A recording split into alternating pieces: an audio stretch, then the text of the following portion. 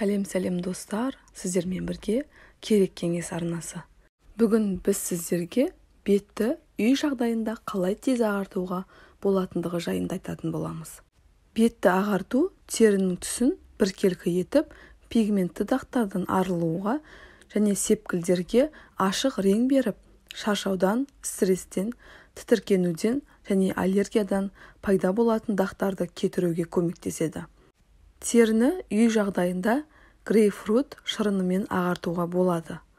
Ол үшін бетімізді грейпфрут кесектерімен сүртеміз. Бетті сүртпес бұрын алдымен кесектердегі қабықты алып тастаңыз. Немесе жаңа мұздатылған грейпфрут шырынын қолданыңыз. Грейпфрут стрестің немесе шаршағандықтың, қызарудың белгілерін жоюға көмектеседі. Мұндай сұлулықтың рәсімінен кейін бетімізді салқын сумен жуып және нәрлендіретін бет кремін қолданамыз. Пигментті дақтарды қалай ағартамыз? Пигментті дақтарды кетірудің халықтық әдісі ол мұздатылған күріш суы. Бұл ағарту құралы былай жасалынады.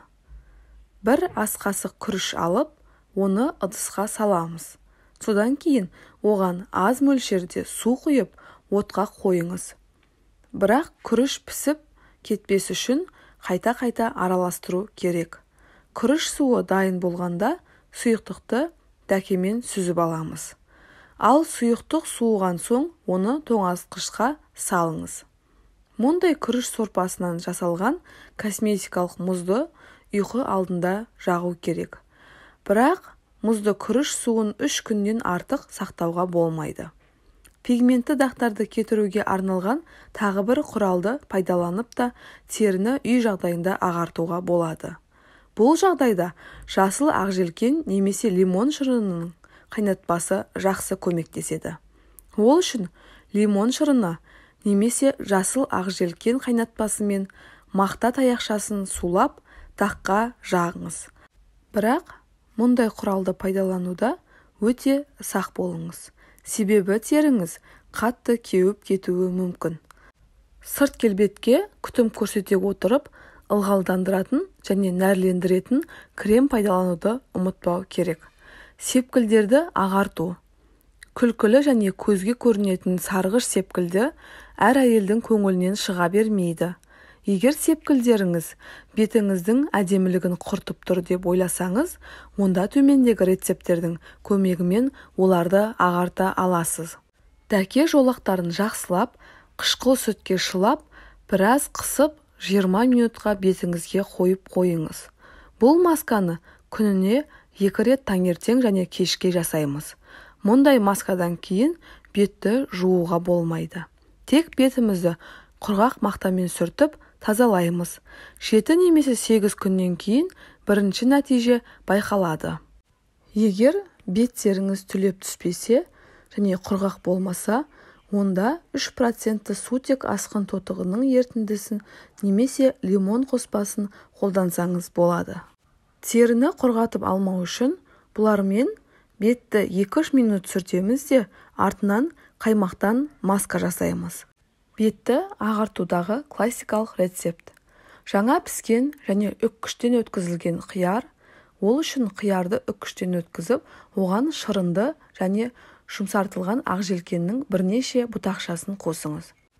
Мұндай масканы бетке жұқа қабат қылып жағып, 30 минут күтесіз. Бетке арналған ағатқыш әсері бар маскалар. Қияр маскасы. Жаңа піскен қиярды ұсақ үккіштен өткізіп, оған құрғақ терге арналған нәрлендіретін кремнен бір ас қасық қосып араластырыңыз. Майлы тері үшін қияр сығындысының шырынын алып, оны бірдей мөлшерде арақпен араластырыңыз да 1 тәулік қойып тұндырыңыз. Содан кейін дәке майлықтарын алып, оны сұйықтықпен сулап, бетіңізге қойыңыз. Бұл ертінді 30 маскаға жетеді. Айта кетейік, қияр шырынын ұзақ уақыт бойы сақтауға болады. Ол үшін 100 грамм жаңа піскен қиярды алып, ұсақтап турап, оған 100 грамм арақ қосыңыз. Сосын оны 8 немесе 10 күн қараңғы жерде сақтап, сүзіп аламыз. Осындай шырынды Аузы жабық бөтелкеде суық жерде сақтаңыз. Ақжелкен маскасы. Туралған ақжелкенге қайнаған су құйып тұндырыңыз. Содан кейін суыған қайнатпамен бетті күніне 1 немесе 2 рет сүртеміз. Қияр маскасы. Жаңа піскен қиярды орташа немесе майда үккіштен өткізіп, нәрлендіретін креммен немесе қаймақпен араластырамыз. Бұл масканы таза бетке жағыңыз және оны 20 минут ұстаңыз. Содан кейін бетті жылы сумен жуыңыз. Ескере кетейік, мұндай масканы күн сайын немесе күн аралатып жасаған жөн. Сондай-ақ бұл масканы 10 рәсімнен кейін тоқтату керек. Айта кетейік, жоғарыда көрсетілген маскаларды қолдану арқылы сепкілдерді ағартып, дақтардан арылып, теріңізді күтілген және әдемі ете аласыз. Тек өз уақытыңыздың бір бөлігін сыртқы келбетіңізге де бөлуді ұмытпаңыз.